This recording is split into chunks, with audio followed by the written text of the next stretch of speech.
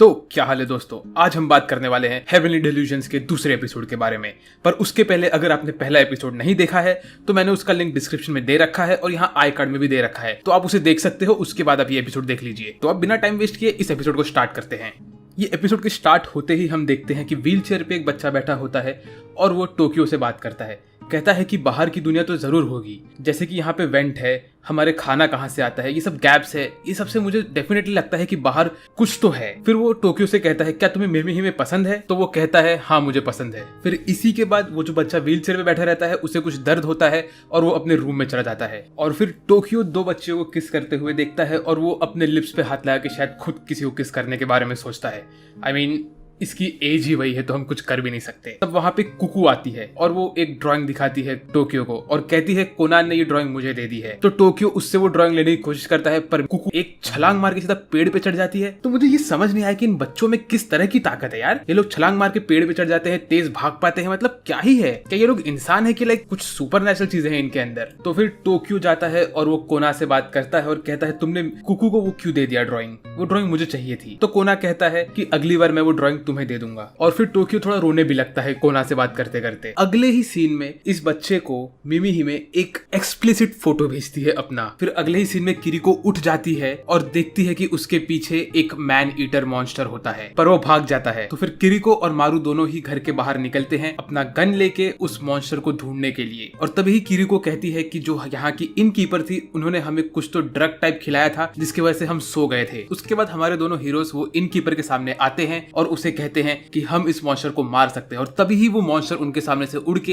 एक कार के पीछे जाके छुप जाता है। और जैसे ही ये लोग कार के पास जाते रहते हैं धीरे धीरे तो मारू स्लिप होके गिर जाता है और तभी ही किरुको के पीछे वो मॉन्स्टर आता है। ये मॉन्स्टर का चेहरा एकदम डेमोगॉर्गन जैसा दिखता है स्ट्रेंजर थिंग्स में से। और तभी मारू एक लकड़ी का डिब्बा इस डेमोगॉर्गन वाले मॉन्स्टर के सामने फेंकता है और ये मॉन्स्टर उसे तोड़ देता है। और तभी वो लोग देखते हैं कि ये जो मॉन्स्टर है ये असल में विप्स यूज करता है, जो कि बहुत तेज यूज कर रहा है उस चीजों को तोड़ने के लिए। और ये मॉन्स्टर फटक से जाके दोनों हमारे हीरोज पे हमला करता है, लेकिन वो लोग बच जाते हैं और साइड में गिर जाते हैं। और तभी मारू बोलता है कि उसने देखा कि इसके पास हर हाथ में 3 विप्स है। ये डेमोगॉर्गन मॉन्स्टर हमारे हीरोज का पीछा करने लगता है और वो लोग कैसे भी जान बचा के भागने की कोशिश करते हैं काउंटर अटैक करने के लिए। और तभी ही किरुको वो डेमोगॉर्गन के एक विंग पे और एक विप पे गोली मार देती है एक ही बुलेट से। और उसके बाद मारू एक टॉर्च यूज करके डेमोगॉर्गन को खुद के पास अट्रैक्ट करता है और किरुको पीछे छुपी होती है कार के। वो एक परफेक्ट मोमेंट का वेट करती है अटैक करने का और जैसे ही वो परफेक्ट मोमेंट आता है वो अटैक करने जाती है, पर तभी ही वो इनकीपर आके किरुको को रोक देती है और किरुको का अटैक मिस हो जाता है। फिर उसके बाद इनकीपर आके बोलती है कि तुम लोग यहाँ से भाग जाओ, ये मॉन्स्टर नहीं है, ये मेरा बेटा है। तो फिर किरुको बोलती है अच्छा तो तुम्हारे बेटे को इस मॉन्स्टर ने खा लिया था, राइट। वो इनकीपर कहती है मेरा बेटा यूटो इसके अंदर गया और फिर ये चीज यूटो बन गई। तो फिर किरुको बोलती है कि अच्छा अब मैं समझी, तुमने इसीलिए हम लोग को ड्रग दिया था ताकि हम तुम्हारे बेटे को न मार सके जो कि एक मॉन्स्टर है। फिर वो कहती है कि उसके साथ भी ऐसा हो चुका था, वो उसे ऑलमोस्ट एक मॉन्स्टर ने खा लिया रहता है और उसे पता है कि ये जो मॉन्स्टर्स होते हैं ये क्या करते हैं, जिन्हें भी ये पकड़ते हैं उन्हें काट के खा के एब्जॉर्ब कर लेते हैं और फिर वो इनका एक पार्ट बन जाता है। और फिर वो कहती है लेकिन ये तुम्हारा बेटा नहीं है। और तभी ही वो इनकीपर बोलती है कि नहीं ये मेरा बेटा है, जब मुझ पे एक बार हमला हुआ था तो इसने मुझे आके बचाया था। तो उसके बाद किरिको बोलती है अच्छा ठीक है, अगर ये हम पे हमला नहीं करेगा तो हमें इसे मारने की जरूरत है ही नहीं। तो उसके बाद इनकीपर वो मॉन्स्टर के पास जाती है और बोलती है यूटो मैं सेफ हूँ। फिर वो उसके बाद घूम के बोलती है देखो यूटो ने मुझे कुछ नहीं किया। और तभी ही वो मॉन्स्टर एक विप निकालता है अपना और इनकीपर का मुंडी काट देता है आधे में। ये सीन बहुत खतरनाक था, ये देख के तो मजा ही आ गया। और फिर वो इनकीपर की बॉडी भी काट देता है और फिर उसे खाने लगता है। ये सब देख के मारू डर जाता है और बोलता है यार ये क्या हो गया। लेकिन किरिको दिमाग लगाती है, वो कहती है क्या तुमने देखा कि उसका जो विप है वो सिर्फ एक ही डायरेक्शन में चलता है और हर अटैक के बाद उसे रुकना पड़ता है। तो मारू उसे कहता है तुम इस तरह से कैसे सोच सकती हो, तुम्हारे सामने अभी कोई मर गया और तुम तुम्हारा दिमाग इन सब चीजों में डाल रही हो। ऐसा बोल के वो किरिको को खींचता है अपनी तरफ तो देखता है कि किरिको रो रही थी और उसी वक्त हमारा मॉन्स्टर भाई वो इनकीपर को मस्त आराम से खाता रहता है। तो ये देख के मारू किरिको का आंसू पोंछता है और बोलता है मुझे माफ कर दो, मैं इस चीज को मारने वाला हूं अभी। और वो हीरो की तरह जाता है इससे लड़ने के लिए। और फिर वो मॉन्स्टर मारू के ऊपर अटैक करता है अपने विप से, लेकिन मारू फटक से उन सबको डॉज करता है एक सुपर ह्यूमन की तरह और जाके इस मॉन्स्टर का पैर पकड़ लेता है। और पैर पकड़ने के बाद वो अपना हाथ उस मॉन्स्टर के पैर पे लगाता है और कहता है कि मैं अभी इसके अंदर घुस चुका हूं। और तभी हमें दिखाते हैं कि मारू के अंदर शायद कुछ तो पावर होता है जिसकी वजह से वो मॉन्स्टर के बॉडी के अंदर घुस पाता है अपने हाथ के थ्रू और जाके उसका दिल पकड़ के दिल तोड़ देता है। फिर अगले दिन सुबह में हमें दिखाते हैं कि मारू किरिको से पूछता है कि वो हिरुको, ये मॉन्स्टर का नाम हिरुको रहता है, हिरुको ने अभी तक वो इनकीपर को मारा क्यों नहीं था। तो किरुको बोलती है क्यों नहीं मारा था, क्योंकि शायद उनके बेटे की कॉन्शियसनेस अभी भी उसके अंदर जिंदा थी, या तो फिर उसने बस ऐसे ही नहीं मारा क्योंकि उसने सोचा कि ये जो मैनेजर है ये और लोगों को यहाँ पे लेके आती है इसीलिए, और या तो शायद वो इनकीपर थी, वो यहाँ पे जो भी गेस्ट आते थे उनको वो मॉन्स्टर को खिला देती थी, तो शायद इसलिए भी नहीं मारा हो सकता है। फिर उसके बाद वो लोग वहां से निकल जाते हैं ये कह के कि अभी हमें हेवन ढूंढना है, और जैसे ही वो लोग आगे बढ़ते हैं तो एक रेलवे ट्रैक के पास से चलते रहते हैं। तो वहां पे मारू हिरुको से पूछता है कि बहन तुम कभी एक ट्रेन में चढ़ी हो जो ट्रेन चलती हो। तो किरिको बोलती है कि मैं 3 साल की थी जब ये ग्रेट डिजास्टर हुआ था, तो अगर मैं ट्रेन में चढ़ी भी थी तो मुझे याद भी नहीं है। फिर वो लोग थोड़ा आगे जब बढ़ते हैं तो देखते हैं कि हर जगह पानी भर गया रहता है, तो वो लोग एक राफ्ट बनाते हैं और उसके ऊपर बैठ के वो लोग आगे आगे बढ़ते रहते हैं। और तब फिर किरिको कहती है अगर वो बूढ़े लोग सही कह रहे थे तो टमेटो हेवन बस हमारे सामने ही होना चाहिए। फिर वो राफ्ट में आगे बढ़ते बढ़ते मारू कहता है कि यहाँ पे कोई शार्क और क्रोकोडाइल तो नहीं है ना, क्योंकि मैं सिर्फ हिरुको को मार सकता हूँ, शार्क और क्रोकोडाइल्स को नहीं मार सकता, अगर वो आ गए तो तुम्हें ही कुछ करना पड़ेगा। और फिर तब मारू दिमाग लगाता है और कहता है कि अगर मैं क्रोकोडाइल होता तो मैं पहले तुम्हें खाता था। तो ये सुन के किरुको डर जाती है और वो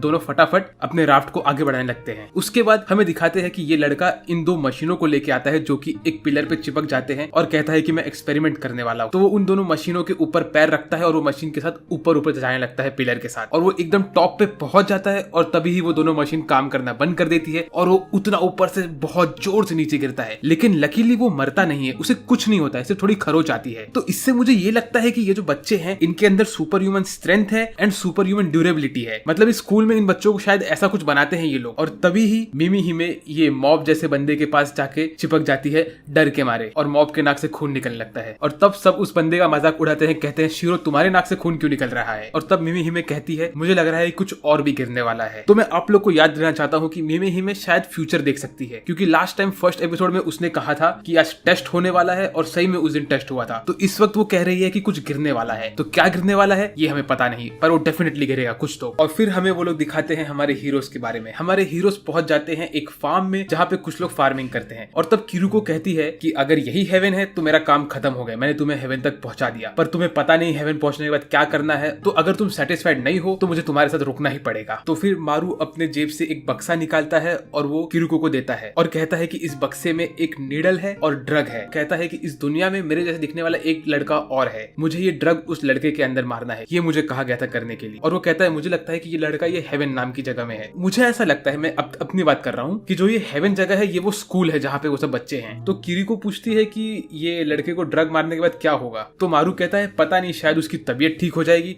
मुझे कहा गया था कि सब लोग की मदद हो जाएगी ये ड्रग उस लड़के को मारने के बाद। और फिर मारू कहता है कि तुम आखिरी इंसान थी जो मिकुरा से मिली थी, तो मिकुरा ने तुम्हें कुछ कहा था। फिर उसके बाद किरुको एक फ्लैशबैक में जाती है जहाँ पे वो मेरुका सान के पास रहती है और देखती है कि उनके बॉडी में बहुत सारे रैशेस टाइप कुछ होते हैं और वो अपनी आखिरी सांसें लेती रहती है, और वो किरुको को उसकी गन देती है और कहती है मारू को बचाओ और उसे हेवन लेके जाओ। फिर उसके बाद उस जगह पे रहने वाले लोग आते हैं और इन हमारे हीरो से पूछताछ करते हैं, कहते हैं तुम यहाँ पे क्या कर रहे हो।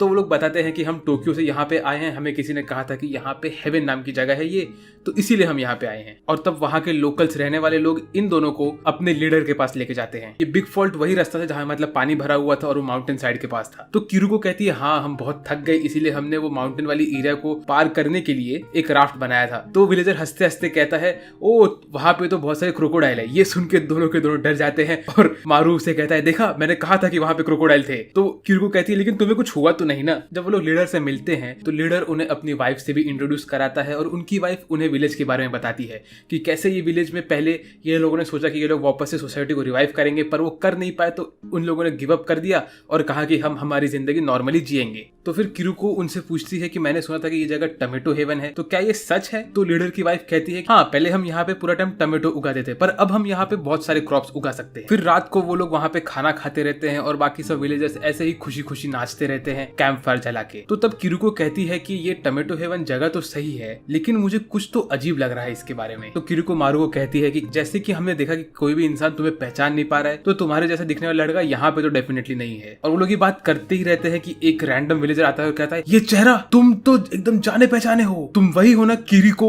The electro car racer. तो वो असल में किरिको की बात करता रहता है, मारू की नहीं। तो फिर मारू उसे कहता है कि नहीं तुम गलत इंसान के बारे में कह रहे हो, ये वो किरिको नहीं है। तो वो आदमी बोलता है अच्छा ठीक है। ऐसा बोल के वो मुड़ता है अपना टॉर्च लेके, तो उसके टॉर्च की लाइट एक डिब्बे पे पड़ती है और वो डिब्बे पे असल में एक सिंबल होता है, जिसे देख के मारू कहता है अरे बहन ये सिंबल तुम्हें जाना पहचाना नहीं लग रहा।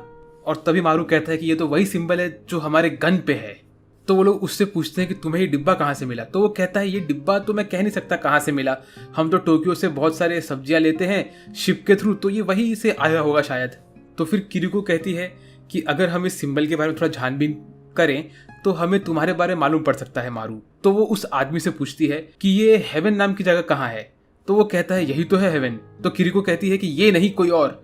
तो वो आदमी कहता है किरिको के जमाने में आसाकुसा एक हेवन था। फिर किरिको कहती है कि अगर हमें और जानकारी नहीं मिली हेवन के बारे में तो शिप पकड़ के वापस टोक्यो चले जाते हैं। अगर हम तुम्हारे बारे में थोड़ी और छानबीन करें तो हम शायद हेवन की तरफ ज्यादा जल्दी पहुंच सकते हैं। तो फिर अगले ही सीन में हमें दिखाते हैं कि किरिको और मारू दोनों ही शिप में शायद टोक्यो की तरफ जाने लगते हैं। तो तभी किरिको मारू से पूछती है कि क्या हुआ, तुम बड़े उदास उदास लग रहे हो। तो मारू कहता है हेवन के बारे में भूल नहीं सकते, मैं चाहता हूँ कि एक शांत जिंदगी तुम्हारे साथ जीऊं उसी फार्म पे। तो किरिको कहती है मैं ऐसा नहीं चाहती, फार्मिंग करो सुबह में और रात में नशे में नाचो, ये मैं नहीं चाहती। और तभी मारू उससे कहता है कि आई लाइक यू, मतलब वो कन्फेस कर देता है किरिको से। और तभी मारू किरिको को किस करने की कोशिश करता है, फिर लेकिन उसका दिमाग उसके ठिकाने पे आ जाता है कुछ सेकंड बाद और वो उससे माफी मांगता है।